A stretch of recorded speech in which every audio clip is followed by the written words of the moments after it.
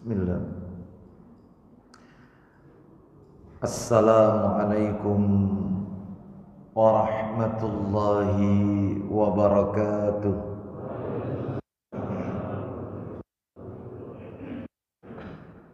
Alhamdulillah. Alhamdulillahi hamdan katsiran tayyiban mubarakan fi kama yuhibbu rabbuna wa yarda. Wa ashhadu an la ilaha illallah wahdahu la syarika lah wa ashhadu anna Muhammadan abduhu wa rasuluh. Ya ayyuhalladzina amanu taqullaha haqqa tuqatih wa la tamutunna illa wa antum muslimun. Amma ba'du, fa inna asdaqal hadisi kitabullah wa khairal hadi hadi Muhammadin sallallahu alaihi wasallam wa syarral umuri muhdatsatuha wa kulla muhdatsatin bid'ah wa kulla bid'atin dhalalah wa kulla dhalalatin finnar. Ikhwan wa akhwati fillah, bapak-bapak, ibu-ibu, kaum muslimin dan muslimah, jamaah salat maghrib Masjid Darussalam yang semoga dimuliakan oleh Allah Subhanahu wa ta'ala. Kepada segenap pengurus yayasan dan takmir Masjid Darussalam yang semoga dirahmati oleh Allah Subhanahu wa ta'ala, puji dan syukur tidak henti-hentinya selalu kita panjatkan kepada Allah Tabaraka wa ta'ala atas segala karunia nikmat yang telah Allah berikan kepada kita, yang tentunya kita tidak akan pernah mampu, tidak akan pernah bisa menghitung-hitung nikmat tersebut. Mulai kita bangun dari tidur sampai kita tidur kembali, bahkan tidur itu sendiri merupakan bagian dari karunia nikmat Allah yang wajib untuk kita syukuri. Allah Subhanahu wa ta'ala menegaskan dalam ayatnya, wa in ta'uddu nikmatallahi la tuksuha, dan jika kalian menghitung-hitung nikmat Allah, maka tentu kalian tidak akan pernah mampu, tidak akan pernah bisa untuk menghitung-hitungnya. Di antara sekian banyak kenikmatan-kenikmatan yang Allah berikan kepada kita, yang kita rasakan pada malam hari ini adalah nikmat sehat, nikmat diberikannya kita kemudahan dan kesempatan untuk melaksanakan ibadah kepada Allah Subhanahu wa ta'ala. Diawali dengan salat maghrib berjamaah, dilanjutkan dengan talabul ilmi, dan berakhir dengan melaksanakan salat isya yang dilakukan secara berjamaah pula. 3 perintah Allah sekaligus kita lakukan pada malam hari ini. Semoga dengan kita menjalankan perintah-perintah Allah, kita semua termasuk hamba-hamba Allah yang bertakwa kepada Allah Subhanahu wa ta'ala. Amin. Dan tentunya kita juga berdoa semoga ibadah yang kita lakukan semuanya diterima dan diridhai oleh Allah Subhanahu wa ta'ala. Bapak ibu kaum muslimin dan muslimah rahimani wa rahimakumullah, malam hari ini kita akan lanjutkan pembahasan kita seperti biasa. Kajian kita di Selasa pekan yang keempat di Masjid Darussalam ba'da maghrib. Materinya adalah kitab atau buku yang ditulis oleh Ustadz kita bersama, Ustadz Yazid bin Abdul Qadir Jawaz hafizahullah taala, buku yang berjudul Syarah Rukun Islam, penjelasan-penjelasan rukun Islam. Dan kita masih berada pada rukun Islam yang pertama Bapak Ibu, yaitu 2 kalimat syahadat. Itu pun masih belum berjalan jauh. Kita masih berada di awal-awal dari pembahasan 2 kalimat syahadat. Kita masih berada pada pembahasan keutamaan, makna, rukun dan syarat kalimat La ilaha illallah. Kita masih berada pada pembahasan itu. Berarti kalau begitu pada pembahasan ini ada 4 poin yang kita bahas. Keutamaan la ilaha illallah, makna la ilaha illallah, rukun la ilaha illallah, dan syarat ucapan kalimat la ilaha illallah. Bapak Ibu sekalian rahimani wa rahimakumullah, dari 12 keutamaan kalimat la ilaha illallah, menurut catatan saya terakhir kita masih berada pada poin yang ke-7, keutamaan yang ke-7. Benar ya? Ya. Malam hari ini kita akan lanjutkan keutamaan yang ke-8 Bapak Ibu sekalian. Apa keutamaan kalimat la ilaha illallah? Di antaranya adalah yang 8 ini ya. Kita lanjutkan, tidak mereview ulang dari apa yang sudah kami sampaikan.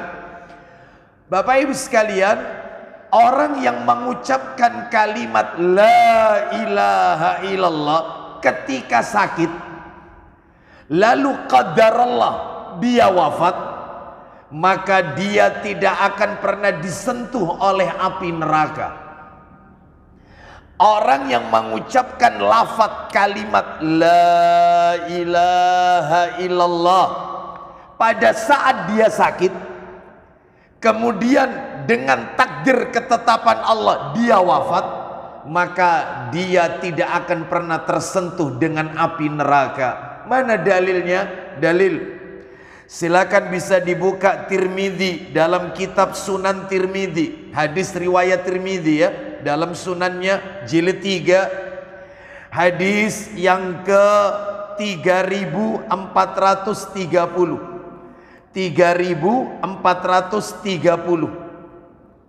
bersumber dari sahabat Abu Hurairah radhiyallahu an dan Abu Sa'id Al-Khudri radhiyallahu an. 2 orang sahabat ini yang meriwayatkan bahwasannya Nabi sallallahu alaihi wasallam bersabda, "Man qala la ilaha illallah wallahu akbar, la ilaha illallah wahdahu, la ilaha illallah wahdahu la syarika lah, la ilaha illallah lahul mulku wa lahul hamdu, la ilaha illallah wa la hawla wa la quwwata illa billah, man qala fi maradhihi thumma mata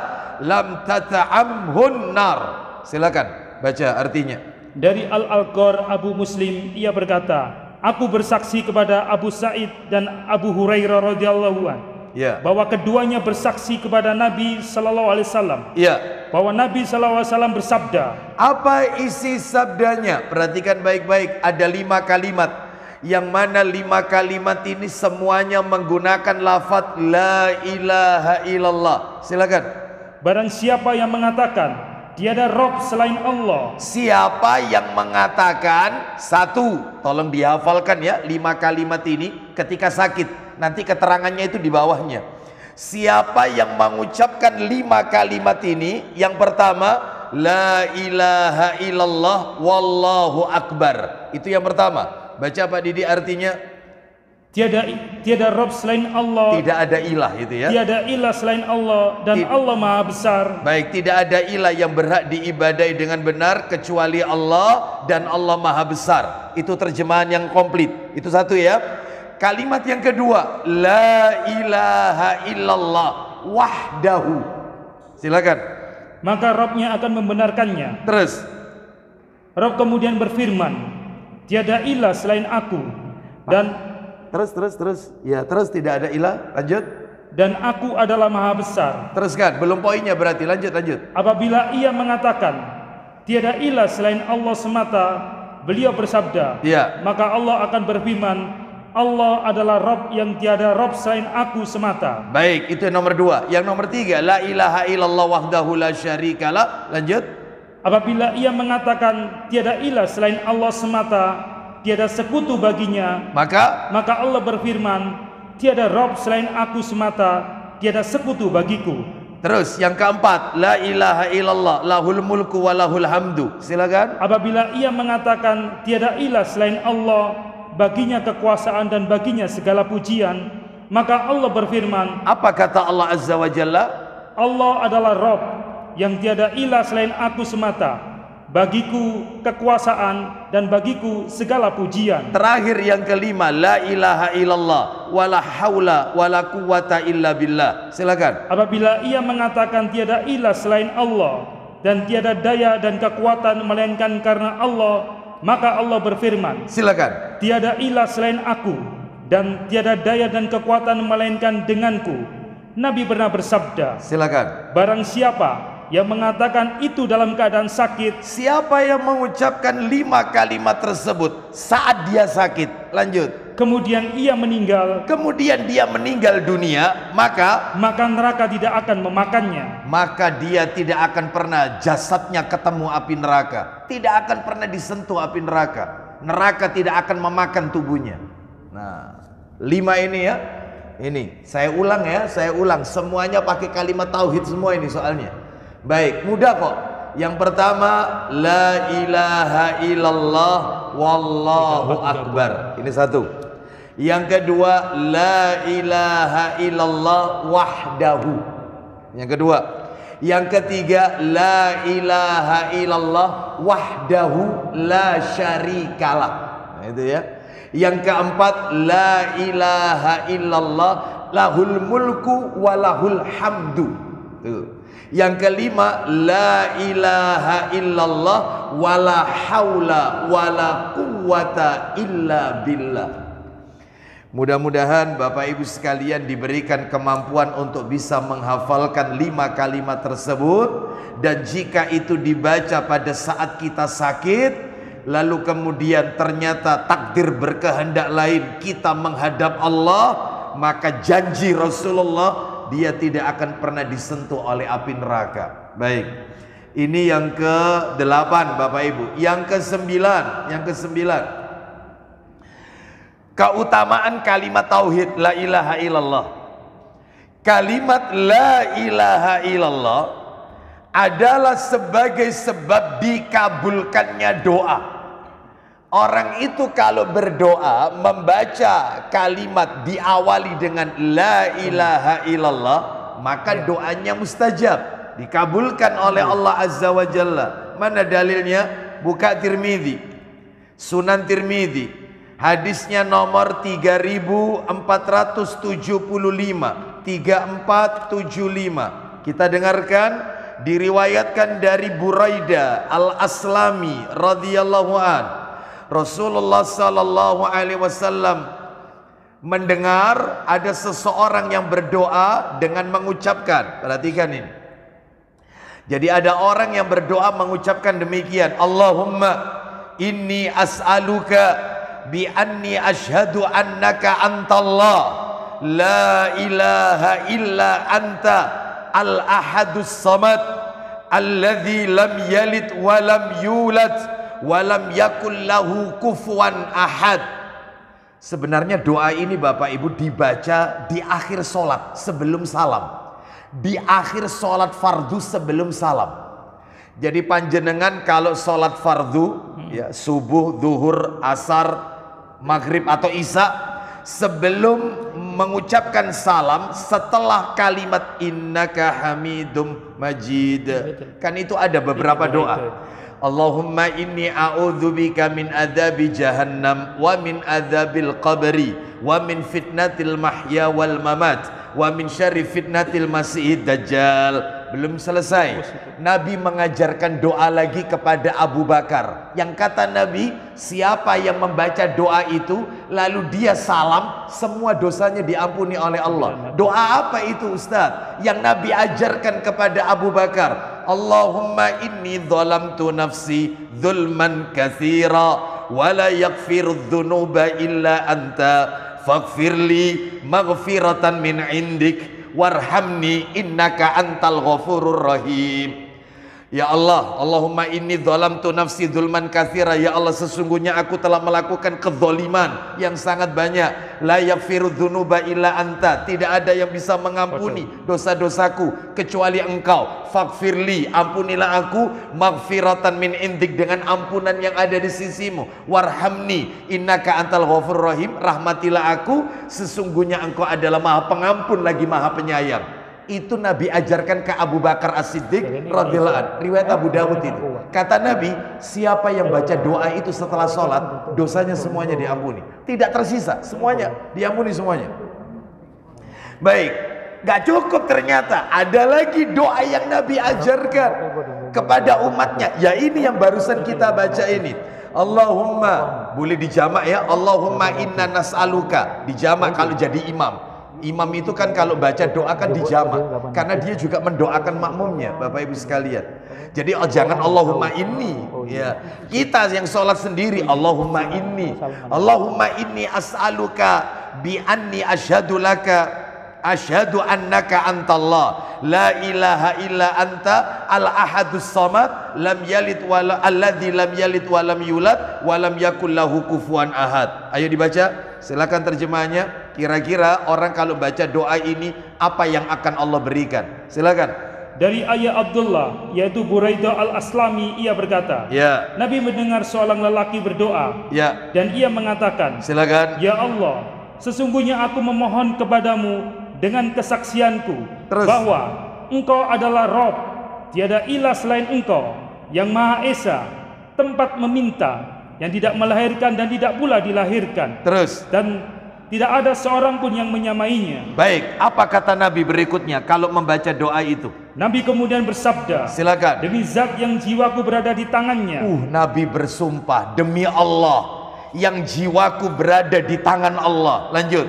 Sesungguhnya ia telah meminta kepada Allah dengan nama-namanya yang agung, yang apabila dia dimohon melalui nama-nama itu, niscaya akan mengabulkan. Niscaya apabila dia berdoa dengan memakai kalimat-kalimat itu, Allah akan mengabulkannya. Dan apabila diminta, silakan. Dan apabila diminta melalui nama-nama itu, niscaya dia akan memberi.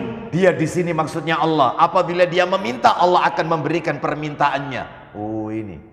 Jadi panjang Bapak Ibu doa sebelum salam itu. Ya. Itu baik. Jadi lu Ustadz, sebenarnya sholat itu yang perlu diperpanjang itu dalam sujud ataukah di akhir sholat fardu? Bapak Ibu sekalian, disebutkan dalam hadis Abu Dawud, semua gerakan sholat Nabi sama semua, sama. Baik itu yaitu rukuknya, iktidalnya, sujudnya, duduk di antara dua sujud, semuanya sama. Apanya itu?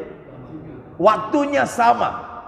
Jadi tidak ada satupun dalil yang mengatakan sujud terakhir lebih dilamakan daripada sujud sebelumnya.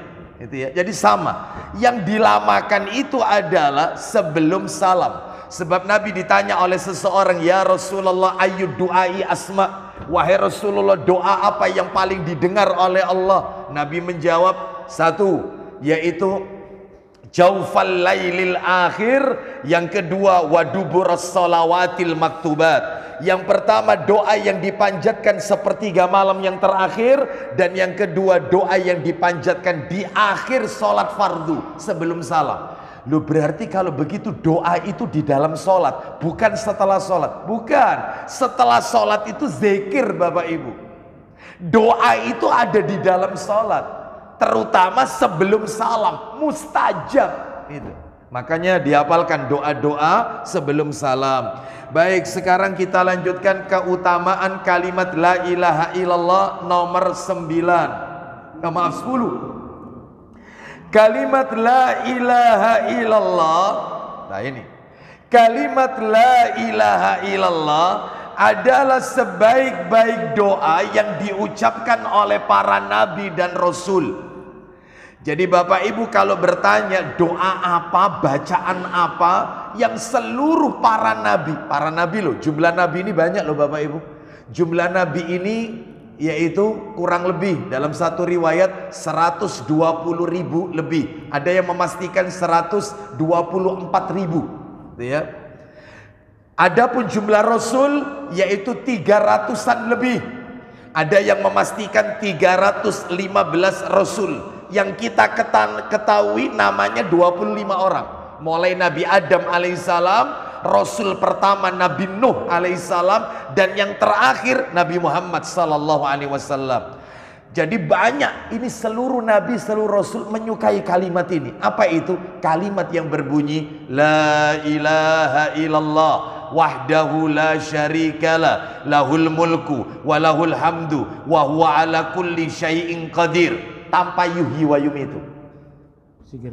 Makanya zikir pagi petang itu kan dibaca 100 kali kalimat itu. La ilaha illallah wahdahu la syarikalah lahul mulku wa lahul hamdu wa huwa ala kulli syai'in qadir. Mana dalilnya? Silakan bisa dibuka dalilnya, yaitu di dalam hadis riwayat Tirmidzi. Ya. Nomor hadisnya Bapak Ibu sekalian 3585. 3585 dari Amr bin Shu'aib, dari bapaknya, dari kakeknya, dia berkata radhiyallahu anhuma. Silakan dibaca. Dari Amr bin Shu'aib, dari ayah Amru yaitu Shu'aib, dari kakek Amru, bahwa Nabi SAW bersabda, khairud du'ai du'a'u yaumi Arafah. Silakan. Doa yang paling baik adalah doa pada hari Arafah. Doa yang paling baik adalah doa yang diucapkan pada hari Arafah. Sesaat lagi kita akan berjumpa dengan Yaum Arafah, hari Arafah. Kalau tidak salah kita lihat di kalender kita, Arafah ini adalah tanggal 8 Juli kalau tidak salah ya. Betul ya? 9 Julinya Idul Adha ya. 8 Julinya Arafah. Baik. Bapak Ibu sekalian, lanjut teruskan. Doa terbaik yang aku dan para nabi sebelumku katakan adalah. Ini doa terbaik. Doa terbaik yang diucapkan oleh nabi dan nabi-nabi sebelum beliau dan rasul-rasul sebelum Nabi Muhammad sallallahu alaihi wasallam. Nah, ini sebentar lagi ini. Bapak Ibu, kalau tadi dikatakan Arafah. Arafah itu kan yaitu 9 Zulhijjah. Iya. Ada yang tanya kemarin kepada saya, Ustadz kalau beda sama Arab Saudi gimana Ustadz? Wukufnya beda Ustadz. Indonesia yaitu Arafahnya tanggal 8 Juli. Sedangkan Arab Saudi yaitu pada tanggal 8 Juli itu bukan wukuf di Arafah. Bagaimana kalau terjadi perbedaan? Maka jawabannya kata para alim ulama, maksudnya orang ini bertanya kaitannya sama puasa Arafah. Puasa Arafah saya ini terus ngikuti mana Ustadz? Ngikuti mereka sedang wukuf Arafah, yaitu wukuf di Arafah, haji. Apakah kita ngikuti pemerintah? Maka jawabannya adalah berpuasalah bersama pemerintah. Loh, berarti tidak sama. Namanya aja puasa Arafah, kan berarti ada kaitannya sama wukuf. Enggak. Yang namanya puasa Arafah tidak ada kaitannya sama yaitu wukuf Arafah Bapak Ibu. Kenapa? Karena Nabi itu hajinya seumur hidup sekali, umrahnya 4 kali. Nabi pernah dari Madinah mau menunaikan ibadah haji, kan dihalang-halangi oleh orang kafir Quraisy. Sehingga Nabi tidak bisa berangkat haji. Berarti Nabi kena waiting list gitu ya. Nah, makanya yang sekarang tahun ini nggak jadi berangkat, itu kena waiting list. Itu sesuai sunnah sudah. Mengikuti sunnah itu kena waiting list. Kita lanjutkan. Iya. Nah, terus kaitannya apa? Kan ditunda. Apakah Nabi tidak puasa Arafah? Tetap, sekalipun tidak haji. Nabi tidak haji digagalkan oleh orang kafir Quraisy, Nabi tetap puasa Arafah. Berarti puasa Arafah tidak ada kaitannya dengan wukuf. Sehingga apa susahnya berpuasa mengikuti ketetapan ulil amri? Gak apa-apa. Itu ya. Duduk ulil amr, ulil amr. Lo memang kita itu atiullah wa atiur rasul wa ulil amri minkum, selesai. Jadi nggak usah bingung, ya kok beda ya, berarti nanti puasa saya 2 kali aja Ustaz. Yang Arafah yang pertama ikut Arab Saudi, yang Arafah kedua ikut, nggak perlu ya Bapak Ibu sekalian. Jadi ini menunjukkan kepada kita puasa Arafah sebenarnya kalau lihat dari keterangan para ulama tidak ada kaitannya dengan wukuf Arafah. Karena Nabi pernah puasa Arafah padahal beliau nggak wukuf karena dihalang-halangi oleh orang kafir sehingga beliau tidak haji, ya. Baik, kita lanjutkan. Wallahu a'lam bishawab. Kita lanjutkan Bapak Ibu sekalian. Terus terjemahannya silakan Pak Didi. Teruskan. Sebaik-baik doa, ya. Doa yang paling baik adalah doa yang pada hari Arafah. Terus. Doa terbaik yang aku dan para nabi sebelumku katakan adalah La ilaha illallah wahdahu la syarikalah, lahul mulku wa lahul hamdu wa huwa ala kulli syai'in qadir. Silakan. Tidak ada ilah kecuali Allah semata. Baginya kerajaan dan baginya pujian. Terus. Dan ia maha kuasa atas segala sesuatu. Makanya Bapak Ibu sekalian, ketika seseorang itu berada di Arafah musim haji ya, mereka yang berangkat haji, doa yang diperbanyak di Arafah itu, ucapan yang diperbanyak itu boleh talbiyah, boleh labbaik Allahumma labbaik, labbaik la syarika laka labbaik, innal hamda, boleh juga yaitu dengan mengucapkan ini, dan ini yang ditekankan, la ilaha illallah wahdahu la syarika la, lahul mulku wa lahul hamdu wa huwa ala kulli syai'in, terus begitu di Arafah.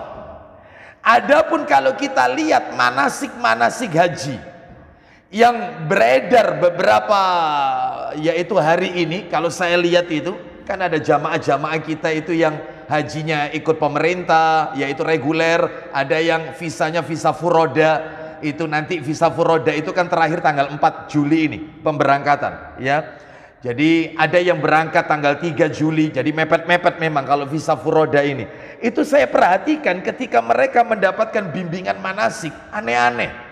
Ada yang disuruh ketika di Arafah itu membaca surat Al-Ikhlas 1000 kali.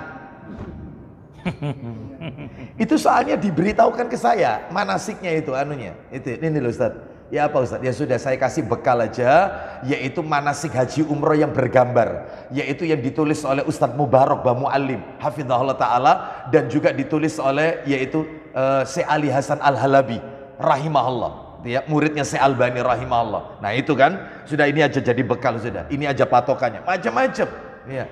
Apalagi di Arafah itu kalau waktunya berdoa, macam-macam doanya. Padahal doa yang terbaik di Arafah, Rabbana atina fid dunya hasanah wa fil akhirati hasanah wa qina adzabannar. Boleh tambah doa-doa yang lain. Tetapi anehnya Rabbana atina fid dunya hasanah ini sudah dimodifikasi sesuai dengan pesanan jamaah. Jadi ada, yaitu kalau saya perhatikan di sana itu ustadz yang memimpin doa, mungkin karena pesanan jamaah ya. Jadi Robbana atinanya itu bunyinya jadi begini. Robbana atina fid dunya hasana, kos-kosan hasana, tambah hasana, ya. Jadi semua dipakai disebut belakangnya hasana. Rupanya ada yang punya kos-kosan berangkat haji, ada yang punya usaha tambak berangkat haji. Itu nggak perlu, kalau sudah fid dunya hasanah itu yang meliputi semuanya. Itu ya, itu satu itu ya, mudah-mudahan jadi nasihat. Dan Bapak Ibu kalau pengen tahu ternyata proses perjalanan hajinya Nabi ke Baitullah semuanya mengajarkan tauhid, semuanya tauhid. Bapak Ibu kalau tidak percaya, tadi sudah kita dengarkan, Pak Didi sudah baca, ketika di Arafah sebaik-baik doa yang aku dan para nabi-nabi sebelumku membacanya juga, la ilaha illallah. Bukankah itu tauhid? La ilaha illallah wahdahu la syarikalah, tidak ada ilah yang berhak diibadai dengan apa ini? Tidak ada yang berhak diibadai dengan benar kecuali Engkau, tidak ada sekutu bagimu ya Allah. Bukankah itu tauhid? Loh, ketika Nabi ada di Miqat, loh di Miqat, waktu itu mikotnya Nabi adalah Zululaifa, sekarang terkenal dengan nama Bir Ali. Nabi juga mengajarkan tauhid kepada kita. Ya, apa yang Nabi baca ketika Nabi berada di mikot itu? Kalimat tauhid Bapak Ibu sekalian, niat ya, lafaz niat haji.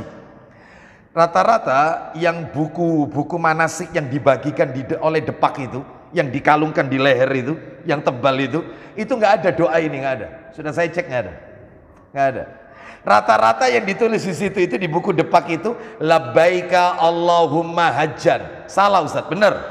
Tapi masih belum titik itu, masih koma itu. Karena Nabi melanjutkan setelahnya. Riwayatnya Ibnu Majah, jilid 3. Dalam bab masalah haji, apa yang Nabi baca? Ketika Nabi ada di mikot, labbaika Allahumma hajjan.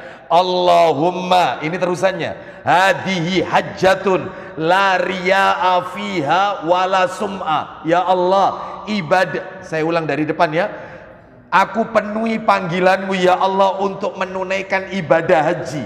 Allahumma hadihi hajjatun, ya Allah, ibadah hajiku ini la riya'a fiha wala sum'a, tidak ada riak, tidak ada sum'ah, tidak pengen dilihat orang, tidak pengen didengarkan orang.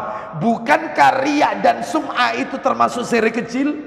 Iya. Bukankah lawannya syirik adalah tauhid? Iya. Berarti Nabi ngajarkan tauhid kepada kita ketika haji. Kenapa justru pulang dari haji kok riak? Wong tawaf saja selfie.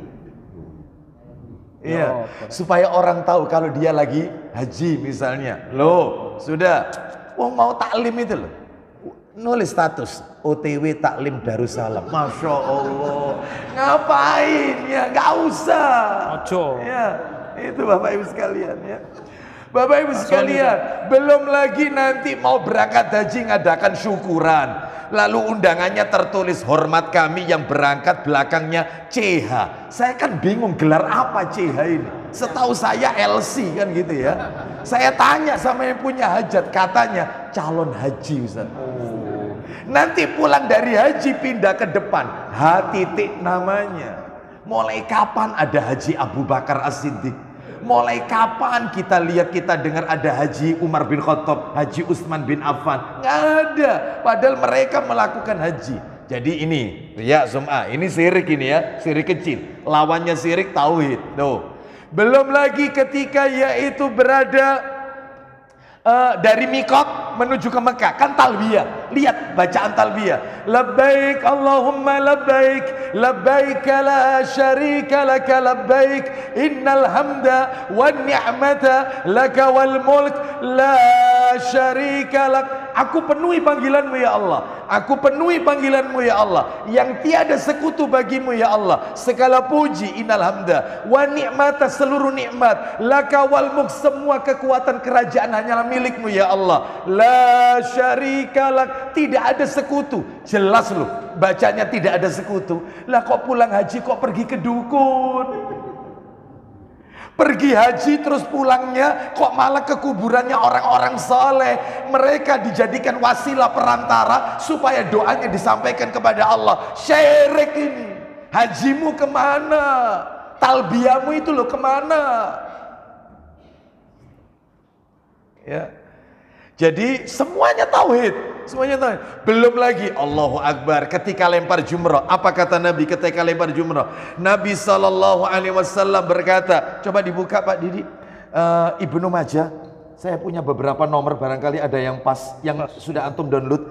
Ibnu Majah, coba nomornya, nomor 3029. 3029. Iya, hadisnya 3029. Anas. Apa coba artinya? Dari Anas. Ya coba terus. Apa terus isinya apa, tentang apa?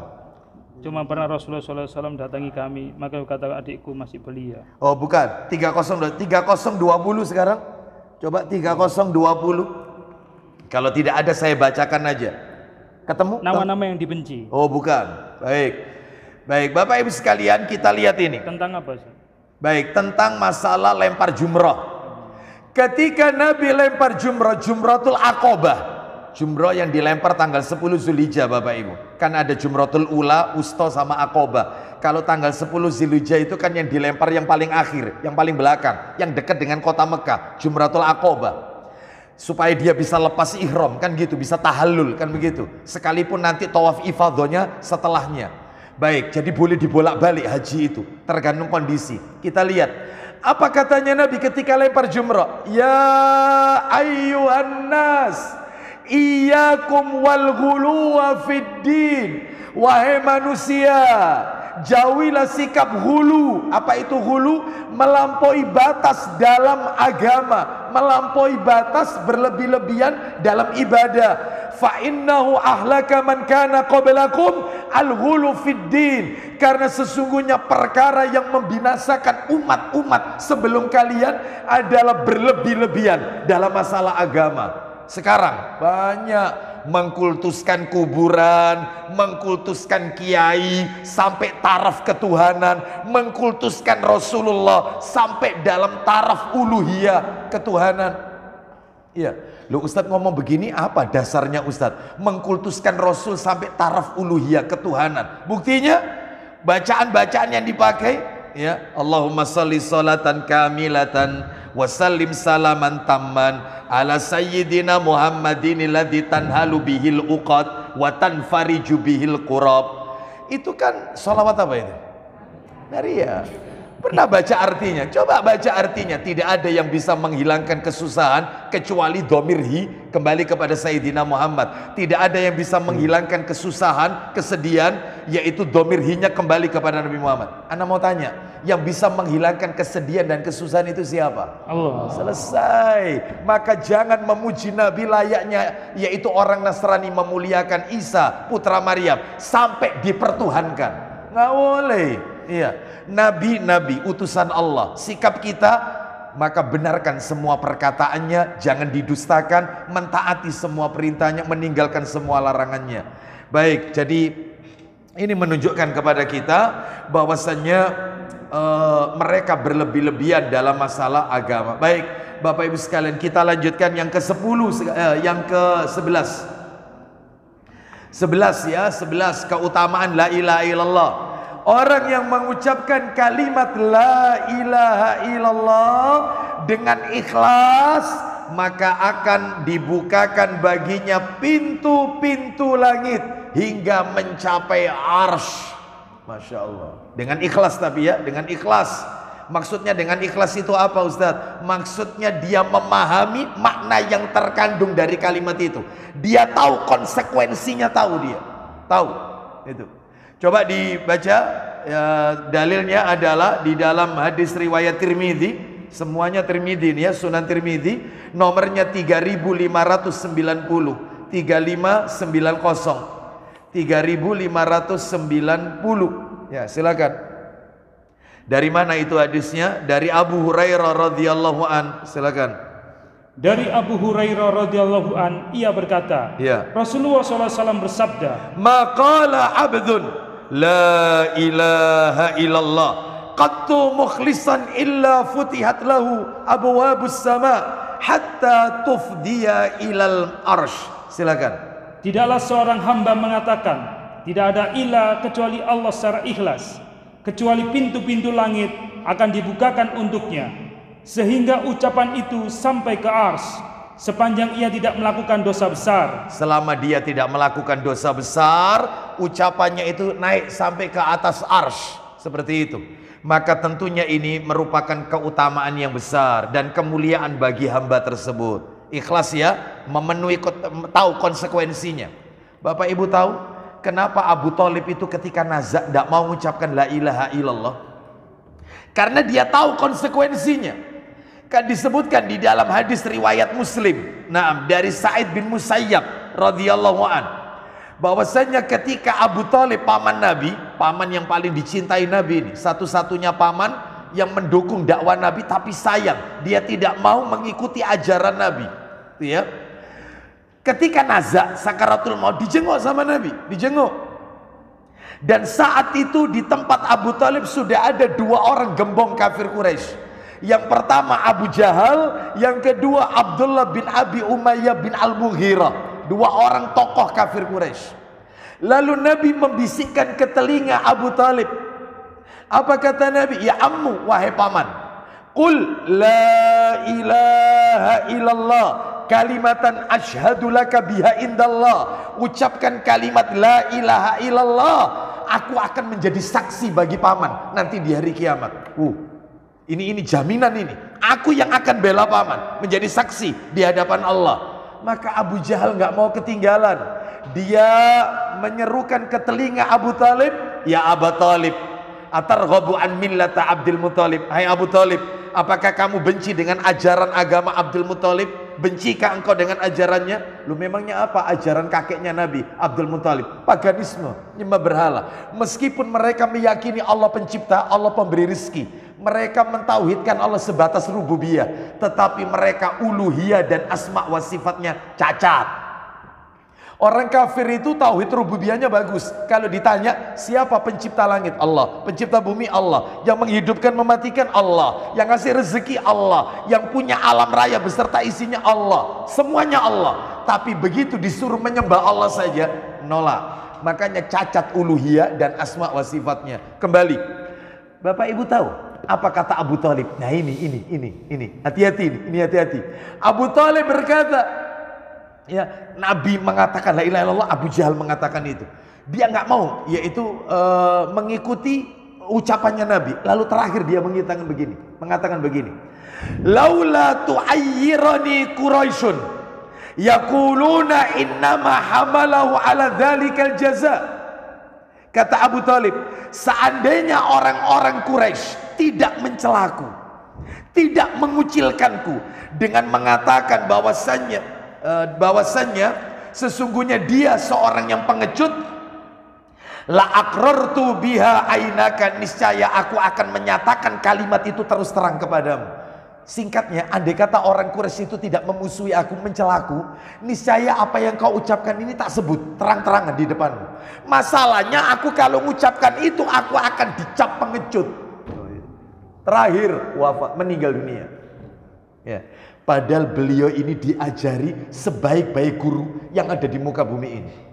Beliau diajari seorang guru terbaik di muka bumi ini, Rasul sallallahu alaihi wasallam. Tapi sayang, hidayah tidak tercelup dalam hatinya.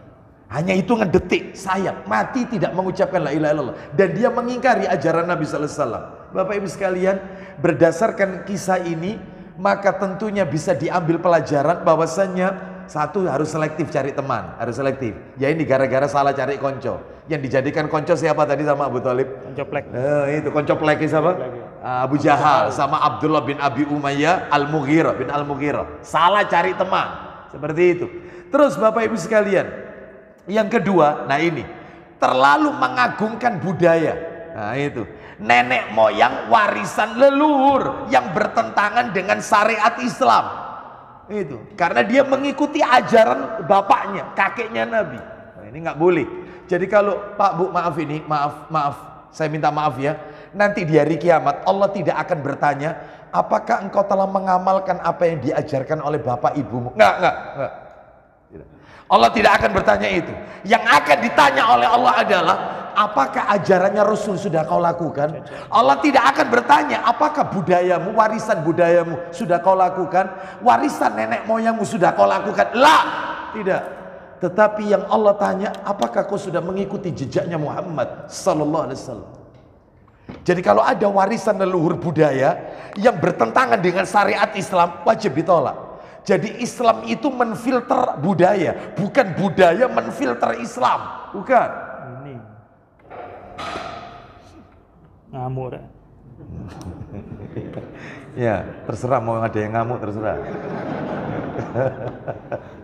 Bapak Ibu sekalian, ini yang kedua. Yang ketiga, lihat kenapa kok Abu Talib matinya kafir? Sebab yang ketiga, selain salah cari konco, yang kedua mengikuti budaya yang mencelakakan dia. Yang ketiga, karena takut dicela, pekewo, takut dicaci maki, takut dikucilkan. Lihat orang sekarang yang sering kali ditanya kepada saya, Ustadz saya itu diundang Ustadz, saya tahu acaranya ini Ustadz memang tidak sunnah Ustadz, tidak syar'i, Nabi tidak pernah ngajarkan itu, tapi Ustadz aku gak teko dimusuhi sak kampung Ustadz, gak enak Ustadz. Nah ini model beragamanya kayak Abu Talib ini. Oh, Abu Talib modern ini. Sekarang melok-melok. Kenapa Anda kok tidak bilang sama dia ketika Anda ditegur? Loh Pak Bu, kenapa kok tidak datang acara saya? belum nyampe tak undangannya. Sudah, lu terus kenapa panjenengan kok ndak datang? Sampaikan, saya itu sungkan sama Rasulullah. Kalau nanti di hari kiamat Nabi bertanya, kenapa kamu melakukan yang tidak aku ajarkan? Saya itu ndak enak sama Rasulullah. Gitu loh. Sanggup sama panjenengan ngucap ini? Sanggup Ustaz. Kenapa Anda takut dikucilkan orang? Kenapa Anda takut dicaci maki orang? Ya, kita dengarkan kumandang adzan isya sesaat lagi. Oleh karena itu Bapak Ibu sekalian, model beragama seperti ini itu model beragamanya Abu Thalib. Seru kata ini, Rek. Kita akhiri kita skores mendengarkan kumandang adzan isya. Setelah itu kita lanjutkan sedikit. Wassallallahu ala nabiyyina wa ala alihi washabihi wasallam. Silakan. Kau no aku kali cucu. Kau no.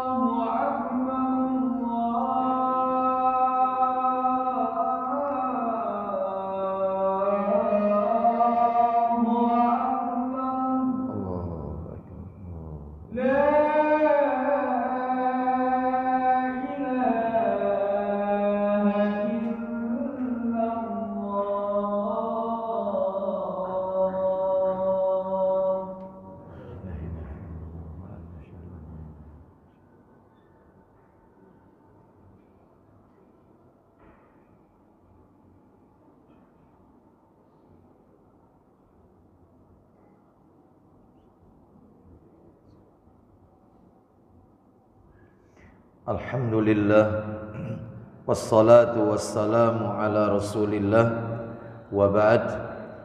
kita tuntaskan Bapak Ibu keutamaan kalimat la ilaha illallah yang terakhir, yang ke-12.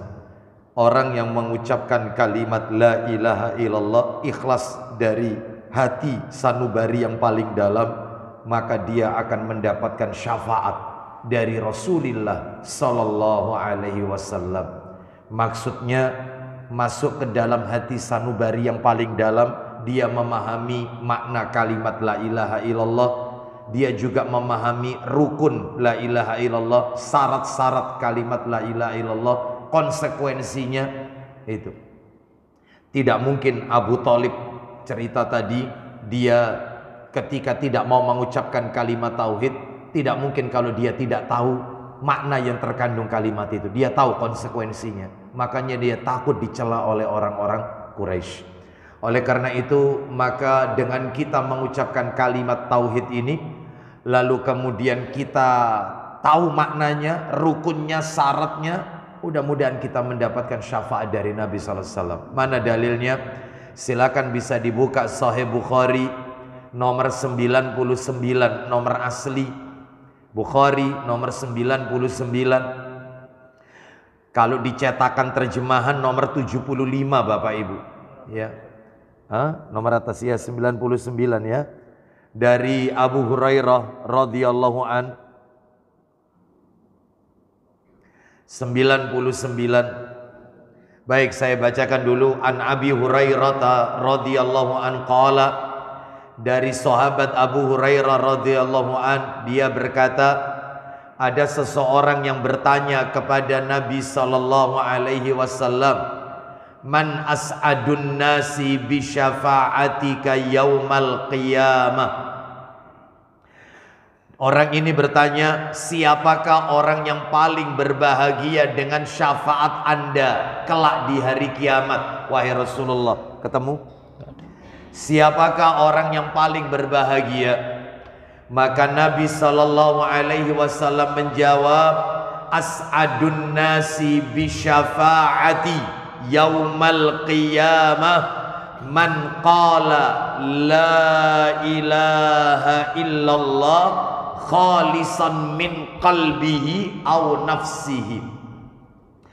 Orang yang paling berbahagia, paling beruntung mendapat syafaatku nanti pada hari kiamat adalah orang yang mengucapkan la ilaha illallah benar-benar ikhlas dari hati sanubari dan seluruh jiwanya. Nah itu. Kata para alim ulama, Bapak Ibu sekalian, hadis yang baru saja kami bacakan ini, hadis ini menunjukkan syarat untuk mendapatkan syafaat adalah mengucapkan atau mentauhidkan Allah. Syaratnya harus mentauhidkan Allah, kalimat la ilaha illallah. Dan hadis ini juga memberikan pelajaran kepada kita, kata para alim ulama, bukan sekedar syarat untuk mendapatkan syafaat, tapi kiat-kiat untuk mendapatkan syafaat dari seluruh kiat-kiat yang Nabi tunjukkan. Syaratnya adalah mentauhidkan Allah. Jadi Bapak Ibu kalau pengen tahu total kiat-kiat untuk mendapatkan syafaat dari Rasulullah nanti di hari kiamat, syafaat itu kan ada dua Bapak Ibu ya. Ada yang namanya syafaatul uzma, ada yang namanya syafaat ghairu uzma. Syafaatul uzma itu adalah syafaat yang agung, yang besar. Ini hak mutlak milik Rasulullah, nggak ada yang bisa ngasih kecuali Rasulullah sallallahu alaihi wasallam, atas izin Allah tentunya, atas izin Allah. Ini makanya disebut maqamah mahmudah, tempat terpuji, tempat tertinggi. Nama lainnya syafaatul uzma, maqamah mahmudah. Adapun yang kedua, lah ini yang menarik, ada yang namanya syafaat ghairu uzma, yaitu syafaat yang selain yang agung, selain Rasulullah sallallahu alaihi wasallam. Apa ini syafaat selain Rasulullah? Banyak pihak-pihak yang bisa memberikan syafaat nanti di hari kiamat selain Rasulullah. Ada pihak-pihak yang bisa ngasih. Siapa itu? Satu malaikat. Lu malaikat bisa ngasih syafaat? Bisa. Itu ada dalam Al-Quran surat Al-Mu'min. Itu panjang ya, pembahasannya ada sendiri nih. Malaikat. Yang kedua, setiap orang beriman bisa menolong ngasih syafaat kepada 2 atau 3 orang mukmin yang lainnya. Nah seperti itu. Terus orang yang mati syahid, gugur di medan peperangan, dia bisa ngasih syafaat 70 orang keluarganya. Oh, seperti itu. Termasuk anak-anak kecil yang meninggal belum balik, masih kecil, balita. Itu dia bisa menolong orang tuanya nanti. Selama orang tuanya bukan kafir, selama orang tuanya muslim, sekalipun muslim tapi melakukan dosa-dosa yang lain, maka dia tetap bisa mendapatkan syafaat, ditolong oleh anaknya ini. Bisa. Selama dia bukan kafir ya, selama Islamnya tidak batal. Karena perbuatan-perbuatan, kan ada yang namanya nawakidul Islam, pembatal-pembatal keislaman. Salah satunya syirik dan yang lainnya banyak. Mengolok-olok Nabi itu bisa batal Islamnya. Mengolok-olok Nabi, ya, mencaci maki Nabi, mencaci maki syariatnya Rasulullah, itu bisa batal. Nah, selama orang tuanya tidak melakukan perbuatan-perbuatan pembatal keislaman, masih bisa ditolong oleh anaknya. Ya, ini syafaat. Lah yang menarik itu syafaat Rasulullah. Kiatnya gimana? Yang pertama, kalau ingin dapat syafaatnya Rasulullah, mentauhidkan Allah. Tadi sudah dalilnya. Yang kedua, melakukan puasa Bapak Ibu, saum. Sering-sering puasa. Dan yang ketiga, baca Quran, sering-sering baca Quran. Kenapa? Saya lanjutkan dikit. Karena kata Nabi sallallahu alaihi wasallam, "As-siyam wal Qur'an yashfa'ani lil abdi yaumil qiyamah." Puasa dan bacaan Al-Quran itu bisa memberikan syafaat nanti di hari kiamat. Loh, sudah 3 ya, puasa dan Quran. Yang keempat, rajin-rajinlah baca Al-Mulk kalau mau tidur. Mau tidur baca Al-Mulk, surat Al-Mulk, Tabarok. Sebab Nabi bersabda, suratun minal Qur'ani salasuna ayatun tashfa'u li sahibiha hatta yughfara lahu tabarakalladzi biyadihil mulku wa huwa ala kulli syai'in qadir. Artinya Nabi bersabda, ada satu surah dalam Al-Quran jumlahnya 30 ayat yang dapat memberikan syafaat bagi orang yang membacanya sampai semua dosanya diampuni. Surat itu adalah tabarakalladzi biyadihil mulku, tabarak al-mulk. Terus kiat mendapatkan syafaat, tinggal di kota Madinah. Panjenengan harus pindah dari Wisma Tropodo ini. Tinggal, ya, tidak harus pindah ke sana ya. Ini masih banyak amalan-amalan yang lain ya. Tinggal di Madinah dan wafat di Madinah. Jaminan wafat di Madinah ini dapat syafaat asalkan dia beriman kepada Allah, mentauhidkan Allah. Yang keenam, memperbanyak baca sholawat. Baca sholawat diperbanyak, malam Jumat, hari Jumat. Banyak ya, mau masuk masjid baca sholawat, keluar masjid baca sholawat. Rokaat takbir kedua sholat jenazah itu juga baca sholawat. Di dalam sholat tahiyat juga baca sholawat. Banyak, sholawat itu dibaca kapan saja, banyak. Ada aturan mainnya. Yang ketujuh, sholat jamaah kaum muslimin terhadap jenazah muslim. Semakin banyak yang nyolati, semakin bagus. Kenapa? Karena Nabi bersabda, "Ma min rajulin muslimin yamutu fayaqumu ala janazatihi arba'una rajulan la yusyrikuna billahi syai'an illa syafa'ahumullahu fihi." Artinya, tidaklah seorang muslim yang meninggal lalu jenazahnya disolati 40 orang, yang 40 orangnya ini tidak pernah melakukan syirik. Susah enggak cari 40 orang yang tidak berbuat syirik? Terutama di negeri plus 62. Ya, Bapak Ibu sekalian, ya, 40 orang ini tidak pernah melakukan syirik, maka kata Nabi, maka Allah menerima syafaat mereka terhadap jenazah itu. Dapat syafaat, dipastikan. Ya. Terus yang ke-8 adalah memperbanyak sholat sunnah, maksudnya ini perbanyak, itu kiat untuk mendapatkan syafaat. Dan yang terakhir, membaca doa setelah adzan. Sebab Nabi bersabda, man qala hina yasma'u nida, siapa yang ketika mendengar adzan lalu dia mengucapkan Allahumma robba hadhihi da'wati tamma was salatil qa'imah ati Muhammadanil wasilata wal fadila wa ba'atsu maqamam mahmuda, yaitu tadi syafaatul udzma, yaitu syafaatnya Rasul, maqamam mahmuda. Maka siapa yang mengucapkan doa itu, halat syafaati yaumal qiyamah, maka dia mendapat syafaatku nanti pada hari kiamat, dijamin. Ya, wallahu a'lam bishawab. Mudah-mudahan Allah meridhai amal ibadah kita. Kita dijadikan oleh Allah orang-orang yang mentauhidkan Allah. Dan mudah-mudahan kita diberikan keistiqomahan oleh Allah untuk tetap dalam ketaatan kepada Allah dan Rasulnya sampai ajal menjemput kita. Semoga Allah wafatkan kita husnul khatimah dan menggolongkan kita kelak di hari kiamat sebagai penduduk di dalam surganya yang kekal dan abadi untuk selama-lamanya. Demikian, mohon maaf tidak ada tanya jawab karena waktunya. Insya Allah kita akan lanjutkan pada kesempatan-kesempatan yang akan datang, insya Allah. Wa sallallahu ala nabiyyina wa ala alihi wa sahbihi wasallam.